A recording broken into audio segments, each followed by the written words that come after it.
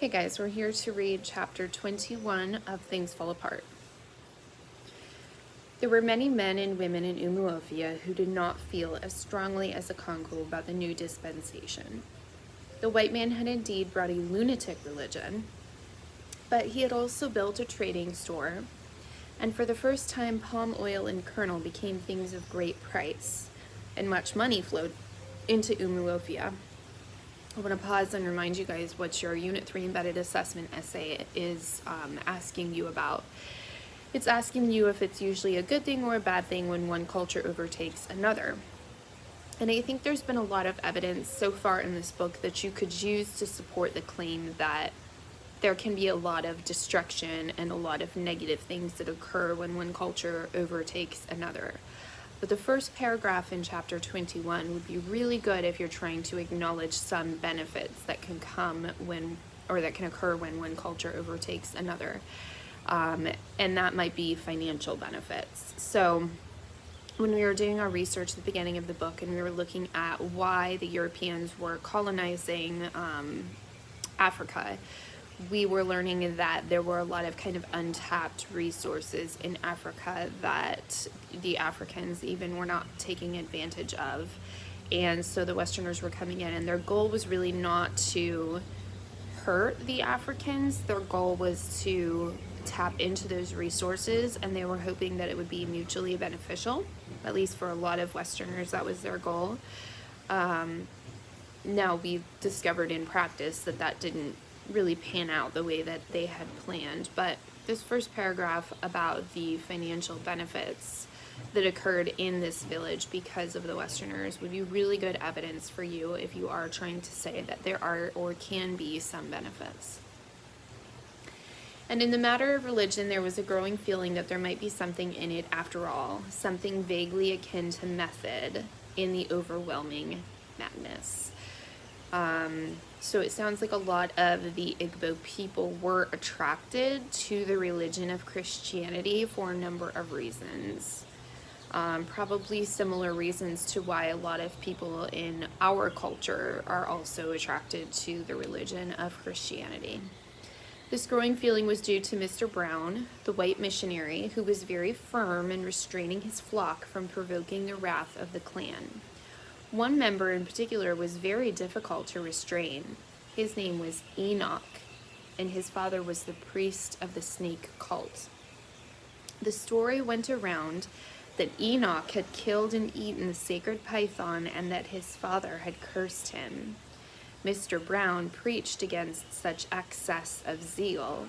Everything was possible, he told his energetic flock, but everything was not expedient. And so Mr. Brown came to be respected even by the clan because he trod softly on its fate. He made friends with some of the great men of the clan, and on one of his frequent visits to the neighboring villages, he had been presented with a carved elephant tusk, which was a sign of dignity and rank. One of the great men in that village was called a Kuna, and he had given one of his sons to be taught the white man's knowledge in Mr. Brown's school. So here we have an example of two cultures that are not necessarily merging into one in this case, because it's talking about people, it's talking about specific villagers who have not converted to Christianity in this part. But it's talking about how despite their differences, they are able to respect each other and kind of live in harmony with Mr. Brown. So it does sound like that is possible for two separate, distinct cultures to remain separate and distinct, however, to live in harmony and peace with one another and respect. Whenever Mr. Brown went to that village, he spent long hours with a Kuna and his obi talking through an interpreter about religion. Neither of them succeeded in converting the other, but they learned more about their different beliefs. So I definitely think that this paragraph at the start of chapter 21 is another good benefit that you could use if you're talking about the benefits when one culture overtakes another. You could talk about the fact that on a grand scale there might be a lot of that overtaking, but on an individual scale, some individuals might maintain their own unique culture and yet still learn from the other culture. That would definitely be, I think, a benefit. You say that there is one supreme God who made heaven and earth, said Acuna on one of Mr. Brown's visits. We also believe in him, and we call him Chukwu. He made all the world and all the other gods. There are no other gods, said Mr. Brown. Chukwu is the only God, and all others are false. You carve a piece of wood, like that one. So it sounds like Mr. Brown is saying, okay, maybe Chukwu is your name for our Christian God, but the problem is that there are no other gods. You carve a piece of wood like that one. He pointed at the rafters from which Acuna is carved in Ikenga hung, and you call it a god, but it's still a piece of wood. Yes, said Acuna, it is indeed a piece of wood. The tree from which it came was made by Chukwu, as indeed all minor gods were, but he made them for his messengers so that he could approach him through them. It is like yourself. You are the head of your church. No, protested Mr. Brown, the head of my church is God himself. I know, said Acuna, but there must be a head in his world among men. Somebody like yourself must be the head here. The head of my church in that sense is in England. That is exactly what I am saying. The head of your church is in your country. He has sent you here as his messenger, and you have also appointed your own messengers and servants. Or let me take another example. The district commissioner. He is sent by your king. They have a queen, said the interpreter on his own account. Your queen sends her messenger, the district commissioner. He finds that he cannot do the work alone, and so he appoints Khatma to help him. It is the same with God, our Chukwu. He appoints the smaller gods to help him because his work is too great for one person. You should not think of him as a person, said Mr. Brown. It is because you do so that you imagine he must need helpers. And the worst thing about it is that you give all the worship to the false gods that you have created. That is not so. We make sacrifices to the little gods, but when they fail and there is no one else to turn to, we go to Chukwu. It is right to do so. We approach a great man through his servants, but when his servants fail to help us, then we go to the last source of hope. We appear to pay great attention to the little gods, but that is not so. We worry them more because we are afraid to worry their master. Our fathers knew that Chukwu was the overlord, and that is why many of them gave their children the name Chukwaka. Chukwu is the supreme. You said one interesting thing, said Mr. Brown. You are afraid of Chukwu. In my religion, Chukwu is a loving father and need not be feared by those who do his will. But we must fear him when we are not doing his will, said Acuna. And who is to tell his will? It is too great to be known. So we're having this discussion, this kind of argument, but it's a very civil argument. It's like an intellectual discussion between these two leaders of their two different religions. And we're learning that they do have differences, but despite those differences, there are also a lot of similarities, which is kind of surprising. But they're trying to reckon the similarities. In this way, Mr. Brown learned a good deal about the religion of the clan, and he came to the conclusion that a frontal attack on it would not succeed. And so he built a school and a little hospital in Umuofia. He went from family to family, begging people to send their children to his school. But at first they only sent their slaves or sometimes their lazy children. Mr. Brown begged and argued and prophesied. He said that the leaders of the land in the future would be men and women who had learned to read and write.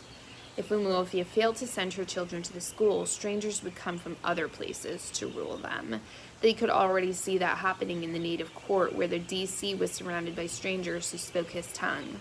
Most of these strangers came from the distant town of Umuru on the bank of the great river where the white man first went.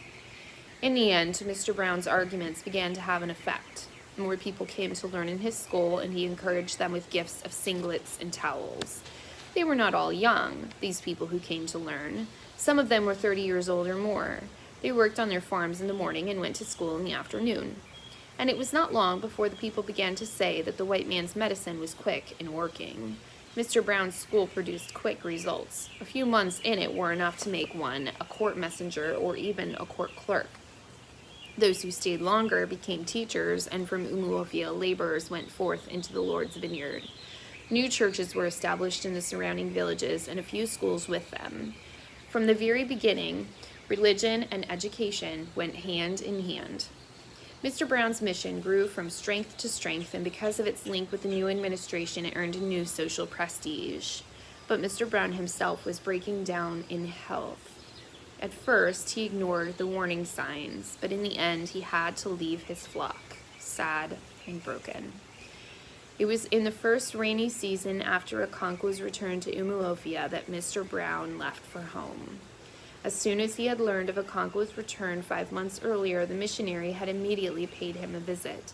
He had just sent Okonkwo's son Nwoye, who was now called Isaac, to the new training college for teachers in Imuru, and he had hoped that Okonkwo would be happy to hear of it. But Okonkwo had driven him away with the threat that if he came into his compound again, he would be carried out of it. Okonkwo's return to his native land was not as memorable as he had wished. It was true, his 2 beautiful daughters aroused great interest among suitors, and marriage negotiations were soon in progress. But beyond that, Umuofia did not appear to have taken any special notice of the warrior's return. The clan had undergone such profound change during his exile that it was barely recognizable. The new religion and government and the trading stores were very much in the people's eyes and minds. There were still many who saw these new institutions as evil, but even they talked and thought about little else, and certainly not about Okonkwo's return.